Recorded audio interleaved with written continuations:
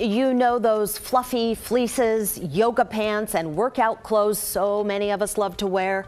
Well, PSU researchers found out that pieces of those clothes are ending up in the ocean and in our seafood. So we have Christine Pitawanich with us in studio this morning. This study just came out an hour ago. So Christine, what we're talking about this morning is really a widespread problem. Yeah, researchers say they looked at clams and oysters, I think 300 of them all up and down the Oregon coast.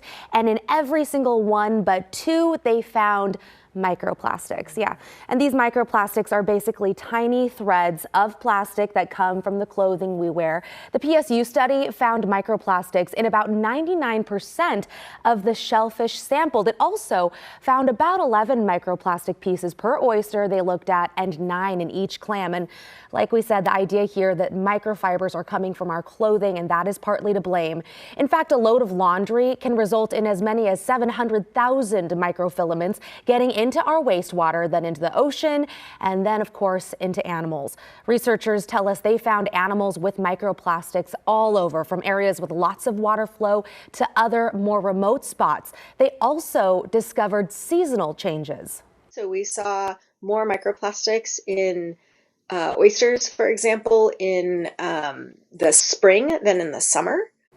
She says that could be because in the fall, winter, and spring, we all tend to wear and wash more layers and fleeces. And by the way, studies have shown that these microplastics, when they get into the system of clams and oysters, it affects their reproductive systems and their growth. So not only do these microplastics affect individual organisms, but the whole population, really. So what about people who eat seafood? I mean, do we know yet how microplastics will affect us? Well, the researcher we spoke with says we need more research, basically, on that. We need to study that more.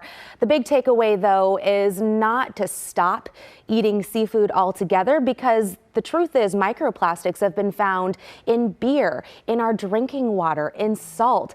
So really, I think it's just the knowledge that it's out there right now. So our clothing is really the problem here. In fact, I understand that green shirts and dresses are the biggest culprit. Stop it. No, but seriously, if our clothes are causing the problem, is there something that we can do to be part of the solution? Well, I guess the knowledge, right? Just knowing, being cognizant that our clothing kind of contributes to this. But also, apparently, engineers are looking at ways to develop a filter that can be put on washers that can try to filter out some of the microfilaments. But the jury at this point still out on how effective that is and how costly it might be for all of us to buy. Just years and years of doing laundry. You never knew this whole time. Christine, thank you so much.